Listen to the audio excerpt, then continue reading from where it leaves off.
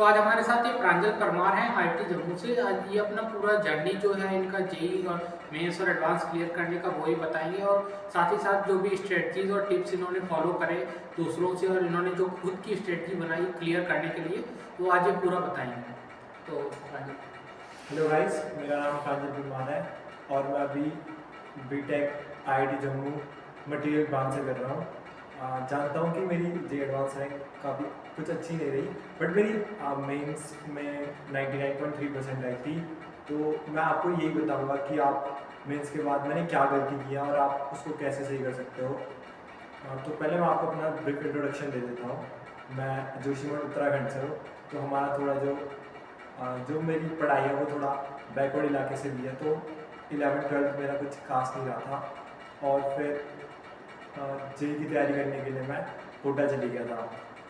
आप मेरा अंदाज 11-12 का अंदाज़ा इस चीज़ से लगा सकते हैं कि मेरे फर्स्ट अटैम्प्ट जो कि मैंने बिना पढ़े किया था उसमें अराउंड 70 मार्क्स थे, 70 के आसपास।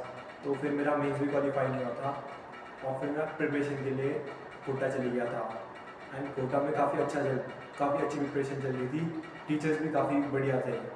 और फिर शुरू में तो मतलब जब मैंने सिलेबस किया था तो फिर एक दिक्कत तो ये आती थी कि रिवीजन की मतलब ड्रॉप आउट को तो बहुत तेज पढ़ाते हैं, तो फिर रिवीजन की दिक्कत रहती थी।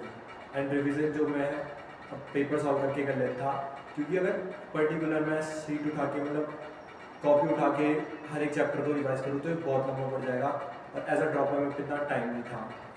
तो फिर मैंने पेपर सॉल्विंग में ज़्यादा फोकस किया है। एंड मेंस के 1 महीने पहले मैंने मॉक देना स्टार्ट किया। मीन्स जो एलन था, एलन में मॉक चलते रहते थे और महीने में एक बार। एंड फिर बीच में तो बंद हो गए थे मॉक, क्योंकि बहुत ज़्यादा सुसाइड बढ़ गया था कोटा में, तो फिर अपने मॉक बिल्कुल ही बंद हो गए थे।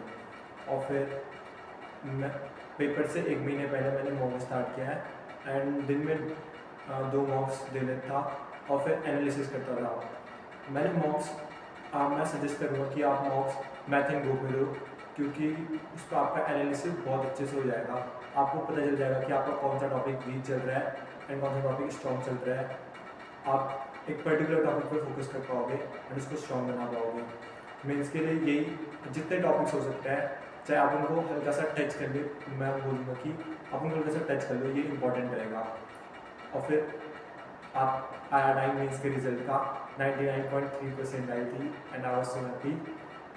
फिर सोचा एडवांस भी हो जाएगा, तो मैं थोड़ा हवाओं में था कि एडवांस भी हो जाएगा, मेंस अच्छे से वो आया।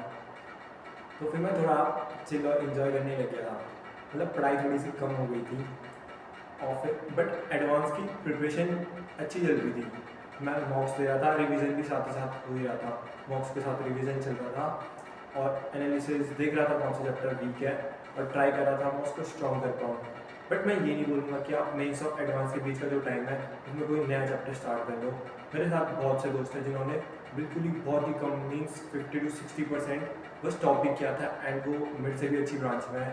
मेरी स्ट्रैटेजी थी कि पहले तो मैं शुरू में फिजिक्स केमिस्ट्री मैथ को इक्वल टाइम दे रहा था, 1-1 घंटे।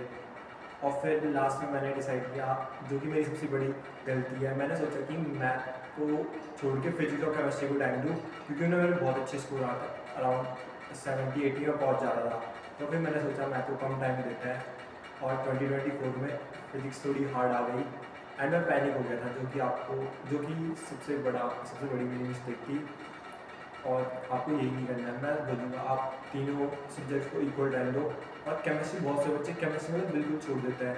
मैं कहूँगा केमिस्ट्री एक स्कोरिंग सब्जेक्ट है, अगर आपको एक अच्छी आईआईटी में अच्छी सीट चाहिए तो केमिस्ट्री तो बिल्कुल मस्त है। बहुत से बच्चे क्या करते हैं, शुरू में केमिस्ट्री कर लेते हैं, फिर फिजिक्स पे मैथ करते हैं।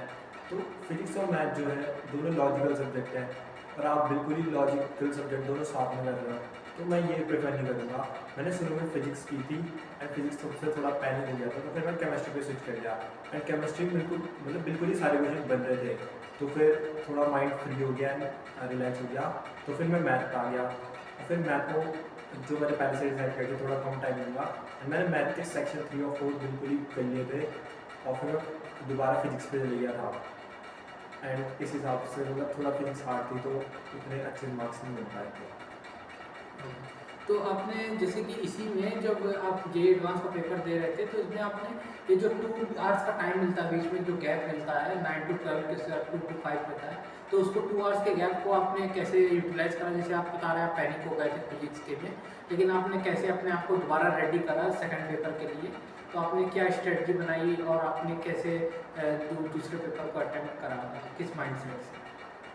तो बीच के जो 2 घंटे थे मैं थोड़ा पैनिक हो रखा था, एंड मैंने घर वालों को बोला कि मीन्स मतलब पहला पेपर बिल्कुल ही ख़राब चली गया, दूसरा पेपर नहीं हो पाएगा कुछ, एंड जैसे कि मतलब मेंस वगैरह अच्छा ही गया है, दूसरा पेपर अच्छे से कर ले, कोई नहीं, इतना पैनिक मत कर। एंड हाँ, फिर मैंने सेकंड पेपर में थोड़ा मतलब रिलैक्स हुआ हूँ, एंड फ्रेंड से ही बात की, उन्होंने बोला कि हाँ पेपर पहला पेपर थोड़ा टफ आया था, तेरा क्या सभी अगर ख़राब गया होगा तो सभी का गया होगा, तो बस अपने उस पर फोकस कर, क्वेश्चन में फोकस कर।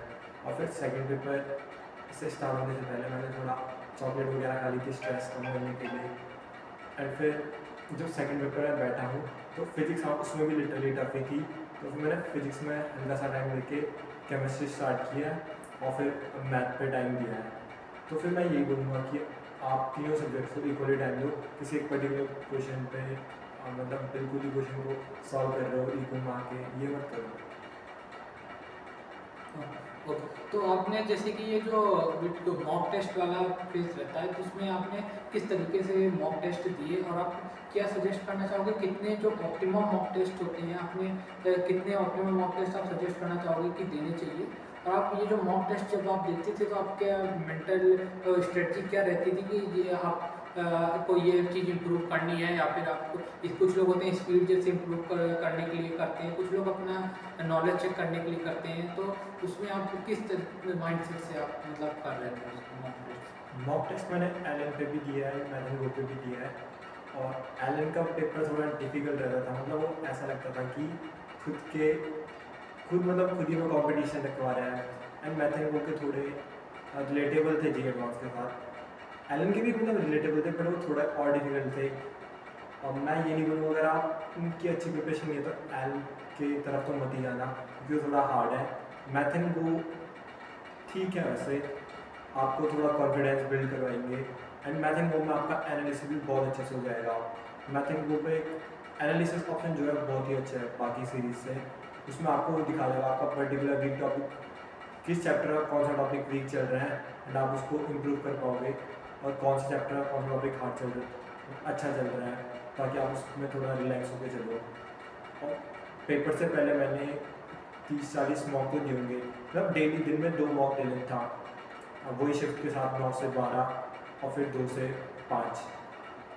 इस हिसाब से मेरी बॉडी प्रिपेयर हो गई थी उस चीज़ के लिए कि इस टाइम पे थोड़ा लॉजिकल थिंकिंग करनी है, और स्ट्रेस भी थोड़ा कम हो जाता था। तो आप ये क्या सजेस्ट करना चाहोगे? जैसे आप कोटा गए अपना होम स्टेट से और वहाँ पे तैयारी करी आपने, तो आप क्या सजेस्ट करना चाहोगे? जैसे कि कुछ स्टूडेंट्स होते हैं कोटा नहीं चाहते हैं और वो होम स्टेट में ही तैयारी करते हैं, तो और जैसे कुछ लोग होते हैं उनका माइंड रहता है यही कि रैंक इंक्रीज भी हो सकती है, तो आप क्या सजेशन दोगे कि क्या कोटा जाना वैलिड है और क्या इससे फ़ायदा हो सकता है कोटा जाने से? और आपने जैसे एक और चीज़ वो करिए कि जैसे मॉक टेस्ट आते थे तो जो स्टूडेंट्स हैं सुसाइड कर लेते थे, तो फिर मॉक टेस्ट का रिजल्ट आता था, तो क्या अभी भी वहाँ पे ऐसा सिस्टम है? मतलब किस तरीके से होता है और स्टूडेंट्स कितने जो रहते हैं वो ये सुसाइड कर लेते हैं, उसका क्या इफेक्ट पड़ता है दूसरे स्टूडेंट्स पे भी? जैसे आपने बताया मॉक टेस्ट पूरी तरीके से बंद कर दिए गए थे, तो उसका क्या इफेक्ट पड़ता है दूसरे स्टूडेंट्स के, और जैसे कि उनकी मेंटल हेल्थ पे भी उनको क्या इफेक्ट पड़ता है? मैं कोटा इसलिए गया था क्योंकि मैं बिलोंग करता था थोड़ा बैकवर्ड, मतलब हमारी साइड एजुकेशन थोड़ा बैकवर्ड चल रही थी, कुछ जेई की फैसिलिटीज़ वगैरह नहीं थी, तो फिर इन्वायरमेंट नहीं था, तो मैंने सोचा कि घर वाले ने बोला धूम से कर लिए, बट देहरादून में मैंने अपने दोस्तों को पूछा था, वो मेरे को सजेस्ट नहीं कर रहे थे कि देहरादून से करूँ, क्योंकि देहरादून में उतना पर्टिकुलर इन्वायरमेंट है नहीं, तो फिर सोचा कि कोटा ही चले जाऊँ, एक साल कोटा रह कर देख लूँ। एंड कोटा में मतलब बच्चे रहते हैं बहुत इंगेजिंग रहता है, जेई के लिए बहुत मोटिवेटेड रहता है, तो फिर कोटा से मेरी प्रिपरेशन हुई है। एंड मॉक के टाइम पे जैसे कि आपने बोला है सुसाइड वगैरह, मेरे पर्टिकुलर बैच में मेरे पर्टिकुलर साइड जिस एरिया में मैं रहा था उधर तो कुछ नहीं हुआ है। एंड ज़्यादा सुनने में आता था ये नीट वाली साइड लैंडमार्क साइड हो रहा है सुसाइड। तो फिर मतलब ऐसा कुछ प्रेशर नहीं रहता बच्चों पे, इतना ज़्यादा प्रेशर, और क्या क्या पता शायद उनका पीयर प्रेशर फिर फैमिली प्रेशर हो। अपने साइड तो बिल्कुल रिलैक्स थे बच्चे, एंड थोड़ा इन्जॉयमेंट भी चलती रहती थी। अपने टीचर्स भी बोलते थे कि हंसी खुशी के साथ तैयारी करो, बिल्कुल ही पेपर इतना ज़्यादा टफ नहीं है, आराम से हो जाएगा। और जैसे कुछ जो पेरेंट्स रहते हैं जैसे कि इसी सुसाइड के डर की वजह से शुरू पे अपने उस जो भी बच्चे हैं उनको वहाँ पे नहीं भेजते हैं कोटा में, जैसे कि बहुत सारा पेपर में भी आता है और न्यूज़ में भी।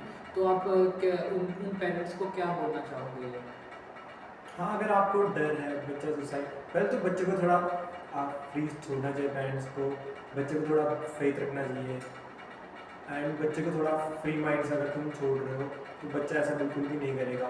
बट अगर आप उसको वहीं पर रेस्ट्रिक्शन लगाते हो कि तेरे मार्क्स अच्छे नहीं आ रहे हैं तो क्या कोटा में क्या कर रहा है, तो फिर बच्चा बिल्कुल ही डिप्रेस हो जाता है।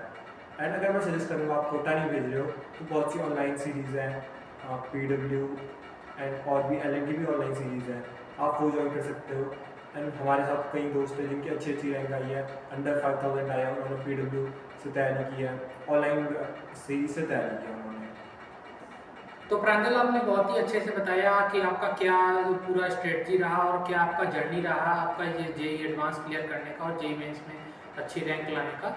और आपने ये भी बताया कि किस तरीके से जो भी हम लोग के पास चैलेंजेस आ रहे हैं जैसे कोटा में भी आए और बाकी भी पढ़ाई में भी आए, तो आपने हर तरीके के चैलेंजेस को कैसे फेस करा आपने बहुत अच्छे से बताया और इससे बहुत ही दूसरे लोगों को हेल्प होगा। Thank you. Thank you sir.